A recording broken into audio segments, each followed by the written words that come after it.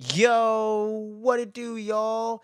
It's your boy Kenny coming at y'all once again. This is Fandom Frequency, where we get into the entire multiverse of pop culture. We cover it all: movies, TV, anime, music, anything in between. We talk about it here around these parts, so make sure you're clicking all the buttons below the video. You're joining our awesome, positive community where we just like to discuss what we love the most, have a good time with it, not take it too seriously, you know what I'm saying? No politics, no bullshit, strictly fun around these parts.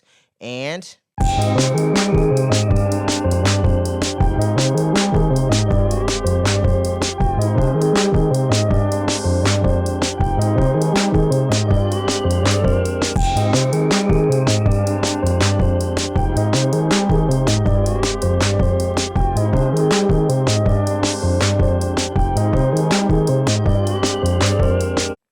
with no further ado, let's get into the main topic of today. And y'all notice from the thumbnail, of course. And if you haven't joined us before, we do a various amount of TV shows around here, but this is one that I am very much new to and have only seen the prequel series, House of the Dragon. And that's right, we're talking about the world of Westeros. We're going to be going through the entire series of Game of Thrones from the first season all the way to the last, and apparently very disappointing eighth season. So we're going to cover all 8 seasons individually here on the channel, starting off with this first season of Game of Thrones. Yes, I am aware I'm a little bit over a decade late to the party, but we're here, and let's get right into this bad boy right now. So here we are.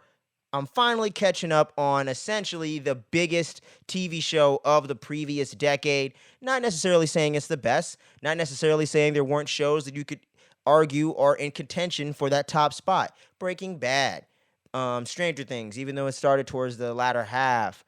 The Walking Dead, that's another one you can throw into the conversation. But I think without a doubt, at least in my mind, GOT, Game of Thrones, that is the one that really takes the cake when it comes to the most talked about, hyped up, biggest TV series of the 2010s. It's got to go to Game of Thrones, no doubt. It was the water cooler conversation at work. It was the conversation in class. It was all over the place across the pop culture landscape in the 2010s, and all started here with season 1 in 2011.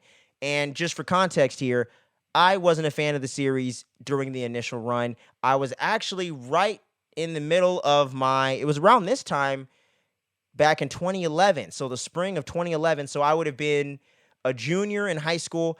I definitely was not watching a lot of television series at the time, and I definitely wasn't watching any fantasy really at the time either. Mostly all I was watching was comedies, comic book movies, and action movies, and horror movies, actually. That was it. I really wasn't watching rom-coms, TV shows, anything outside of that. 4 genres I literally just named off: horror, action, comic book movie, comedy. That's it. Wasn't watching really anything else at the time except for some of the series, and I mean some of the animated series and animes I grew up on, such as Dragon Ball or Avatar: The Last Airbender, things like that. But wasn't watching any TV series outside of maybe that 70s show. That was it. So wasn't really into this when it initially came out and it dropped, but it was the talk of the town. It was everywhere all the time, and I just really couldn't get myself to get into it. But the one thing that really got me uber curious about it starting off was the actual 8th season that ended up being such a huge disappointment for so many of you fans out there and for so many around the world, that I was like, damn, was it really that disappointing?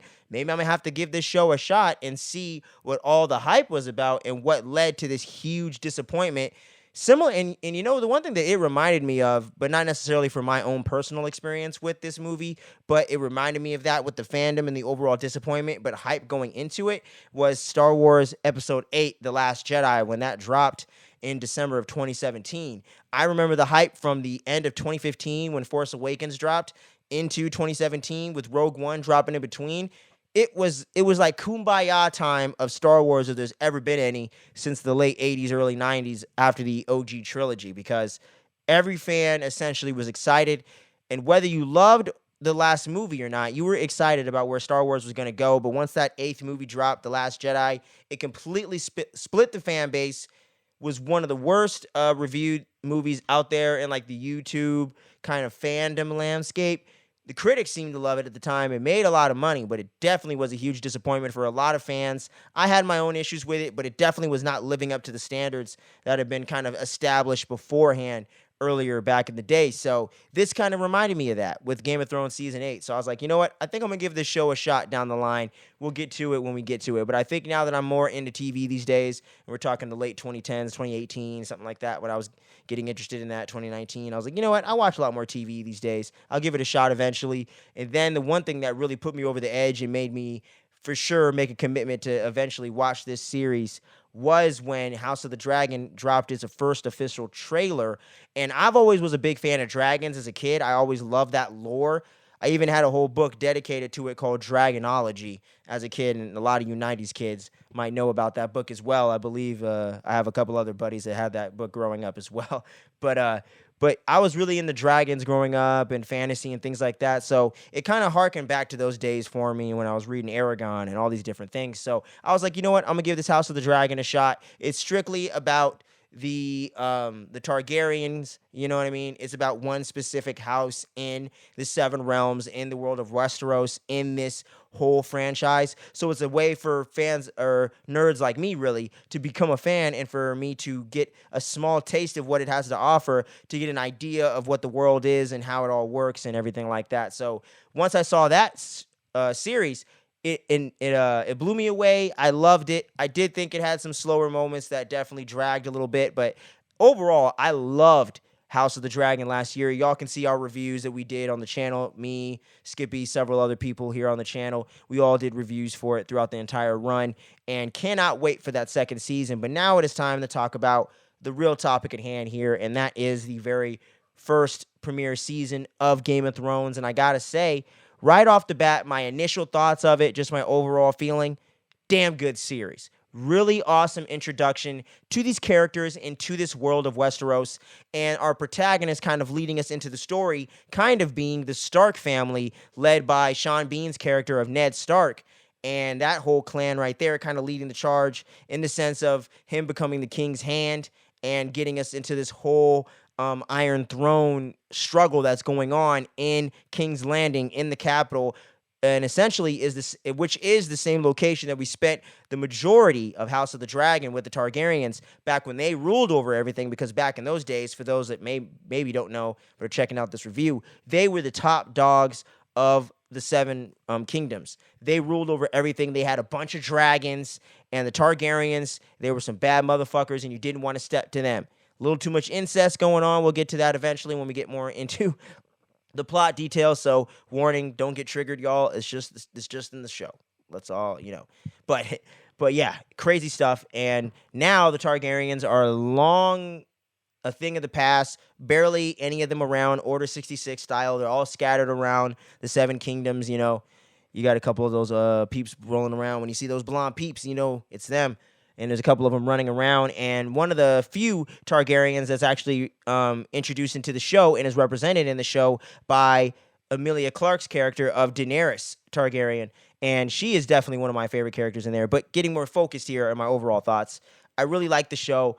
I think they do a great job introducing all these characters. And it's a big cast of characters. Like, I'm going to break down this whole cast list of all these people in here. And it's pretty crazy. And I'm not even literally naming every single person that plays a role in this thing. I'm just naming most of the major players.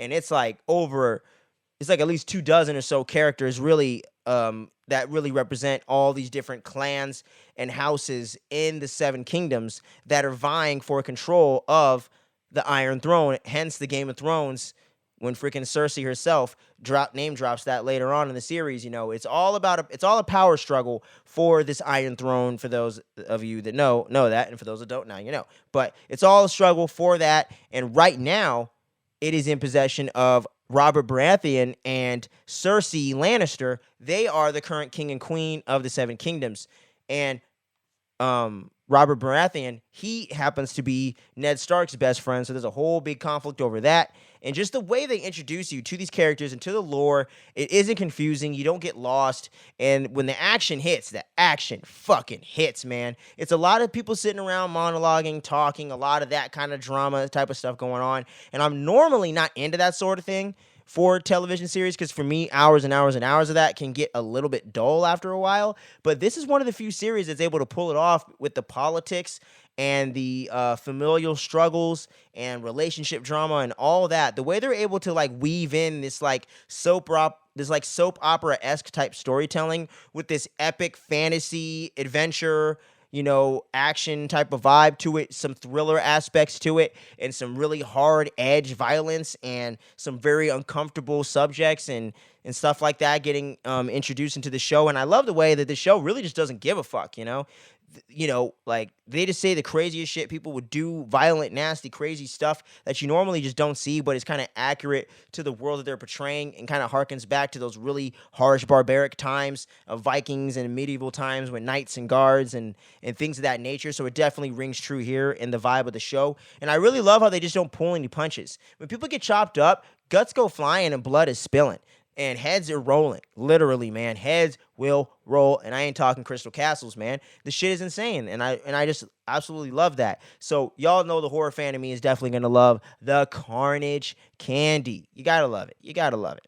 But overall, man, I really dig that. And I love how all these characters, for the most part, even if they are very one note, evil or good, they all have layers to them. They all have interesting dynamics with each other and with different relationships between friends, colleagues, enemies, and everything in between, and all the politics and the way that all these actors are just seamlessly working together in every scene and just have so much chemistry with one another and really sell the world that they're a part of and the relationships that the characters have with each other, and make it feel like a fully lived in world. And these characters really feel like they've known each other for years or decades or however long it's supposed to be. And I absolutely love that. And you really just get invested into this world right away. And at least for me, like that first episode is a little bit of a slow start, but once you get about 30 to 45 minutes in, and then you get to that last ending scene when they push freaking when Bran gets pushed out of the freaking window, the youngest brother of the Starks, and ends up falling and shit like that, when he ends up seeing some shit he shouldn't see, some big old incestual stuff going on with the Lannisters between Cersei and Jaime Lannister, which is Lena Headey and Nikolaj Coster-Waldau's character of Jaime Lannister and Cersei, respectively. When all that goes down, his ass gets pushed out the window, and you're like, oh, shit, what's about to happen now? And you're just sucked right into this right away, and it just never lets up. So I absolutely love that aspect of the show. I do think they do go a little bit for too much shock value in certain moments at times, where I think the edginess, they get a little carried away, but not too much to the point where it's jarring or they're going overboard with it for too long of a period of time. It's just here and there moments between this season, and I've already watched ahead the full second season as well. So I've seen the first two seasons, and now I'm about to begin the third. Just a little FYI, because we're gonna have this whole review series going for a little bit. And so I'm already knowing a little bit of what happens from here from season one. But overall, I do think at times the show does have a tendency to get a little bit too much into the shock value of everything, when sometimes I think they can kind of ease back just a little bit. And not like in a political kind of thing or anything like that, but just in the way of, I think they're just going for the shocking thing just to go for it. And like almost reminds me of like the old school slasher movies, where I think sometimes, or even Terrifier 2, for some people was like way too overboard in certain moments. I didn't feel that too much in that movie, but for me, I felt that a little bit more here in this series. So just a little bit of a comparison there. But overall, really dig the series. But now let's dig into some of these characters and the storylines that I was really drawn to and really enjoyed throughout the season. And some of the characters that I absolutely love in this show so far, I really love the character of Ned Stark. I thought he was really awesome. Sean Bean did a great job of bringing to life this honorable character that is not to be trifled with. Will take a life if he has to, but definitely tries to avoid the situation when possible, and tries to be as noble as he can, and tries to just do the right thing.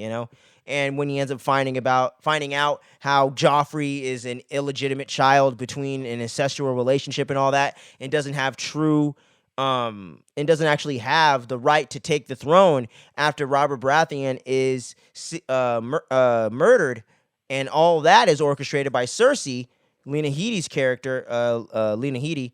And I absolutely love that character in a different way, where I love to hate her, and just the whole conflict back and forth with them.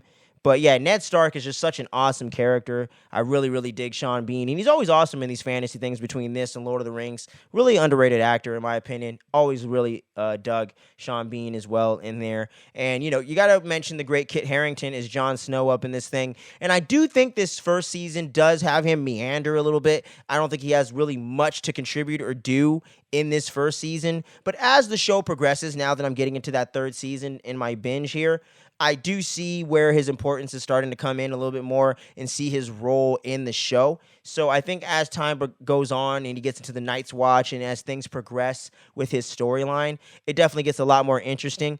But I do think starting out, it was a little bit on the duller side, but I definitely like the performance that Kit Harington is bringing to the character of Jon Snow. So definitely one of the characters I'm a lot more interested in and just want to see more. I just think they're not necessarily giving him much to do in that early going of the series.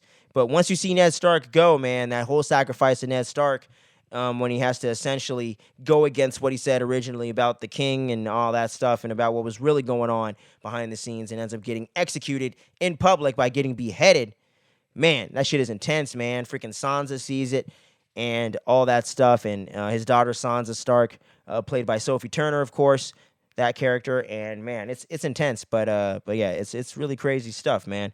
And getting into some of these other characters and storylines here, the whole storyline with Cersei and Jaime Lannister, Lena Headey's character, and Nikolaj Waldau's characters, respectively. I really dug those two. You just love to hate those characters. They play villains so well. And at first, you think Cersei might have some good to her, but as the show progresses and you get towards that finale, you quickly realize there is nothing to redeem here with Cersei at all. She is a bitch and got her own husband murdered to try to get her son into power just to better her situation and all that stuff. And the whole complicated marriage between her and Robert Baratheon's character is being king and queen over the years and not even essentially really being in love at this point. That was a little bit tragic in that way.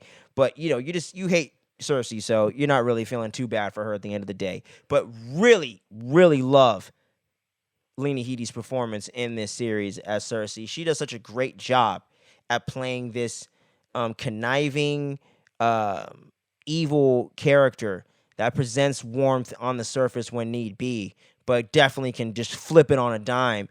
And it just has that death stare that just makes you want to melt and leave the room right away, man. I really, really dig her character a lot. Another character I really love in this series so far is Maisie Williams' character of Arya Stark. She's kind of the tomboy sister of the family. She's the one getting sword training, and, she's the more rough around the edges sister as opposed to her older sister Sansa, who's trying to pine after the king and all that, or wants to get with Prince Joffrey so when he becomes king, she could become queen and everything like that and have his babies and all that shit. And I'm definitely not a big fan of Sansa Stark at all. Not loving the character whatsoever. Not liking her at all in this first season. She's definitely a fucking brat in this first one. But as the show progresses, she starts to show other shades of the character.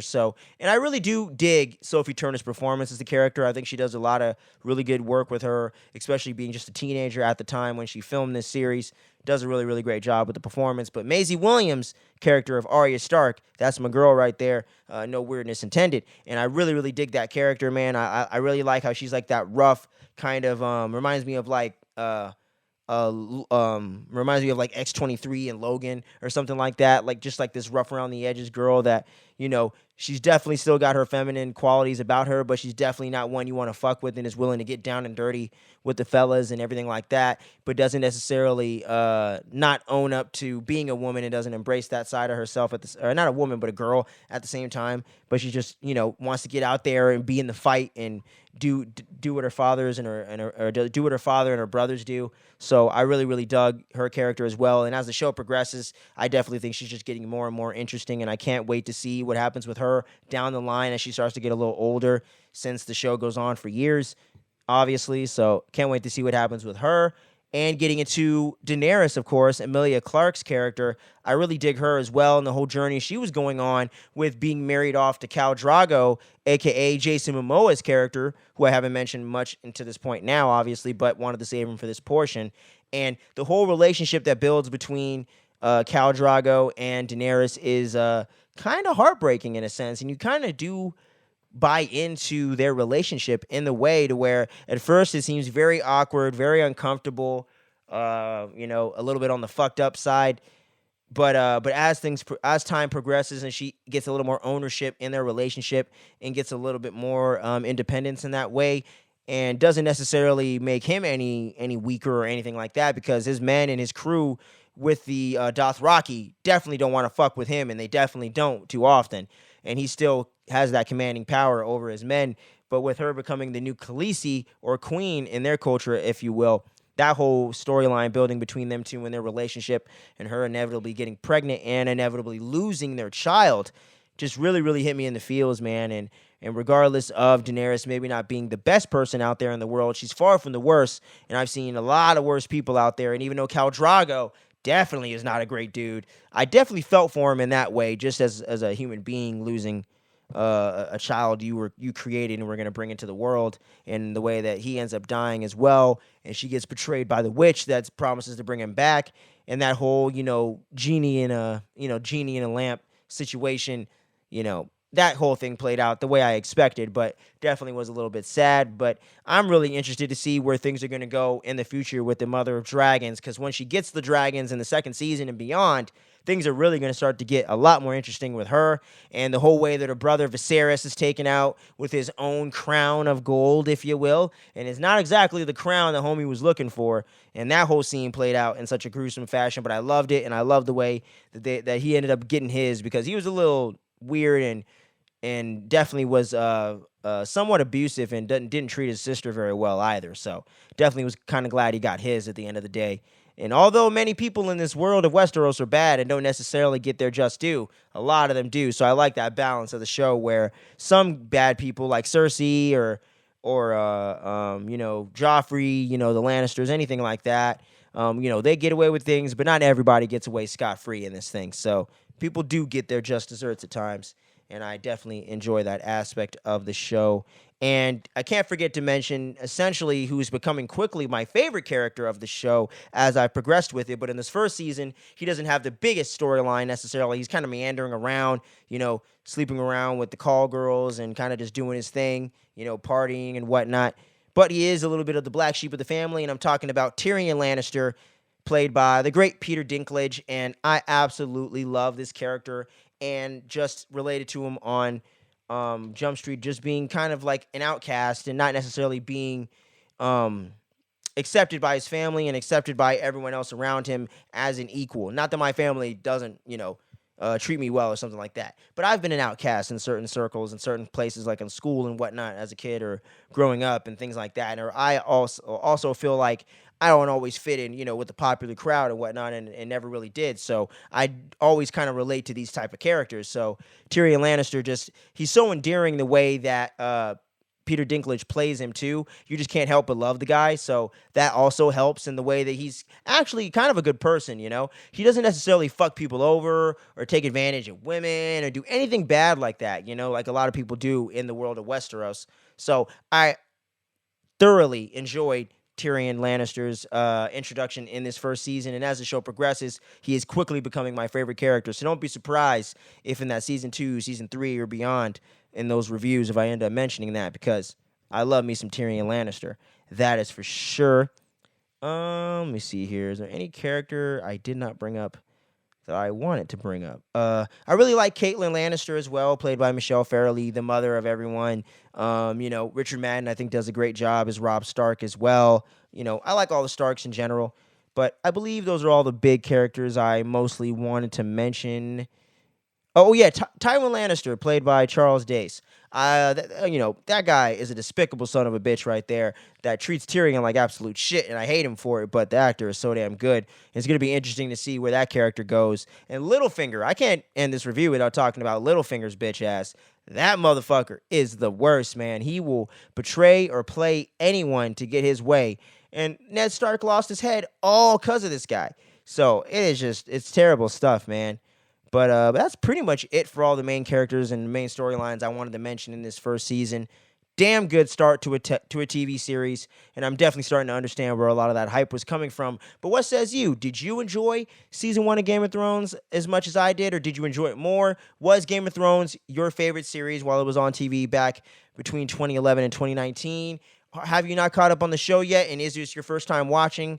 Is this review going to be the thing that kind of pushes you over the edge? Let me know what you think about Game of Thrones and everything like that down below. Spoiler it ahead. They're already over a decade late, so you can't be all sensitive on spoilers on this one, guys. Full spoilers ahead on these Game of Thrones reviews, so make sure to keep that in mind. We're going to have Season 2 review coming at y'all within the next week or so after this one drops, and then Season 3 will drop sometime in the month of May as well. And then as we progress through the summer, we will probably end up taking a hiatus on this series, put it on a little bit put it on the shelf for a little bit, and then jump back into it, and then and then we'll probably end up ranking all the entire 8 seasons as well, and then we'll start to do some lead up into House of the Dragon for next year as they start leading into that with the promotional marketing stuff and all that. So make sure you stay tuned and don't sleep on any of the dopeness we got going on here on the channel. We got something really cool for May the 4th be with you. You know, you got the whole 40th anniversary of Return of the Jedi going on this weekend. It's in theaters, so go check it out if you can. It's going to be in theaters as well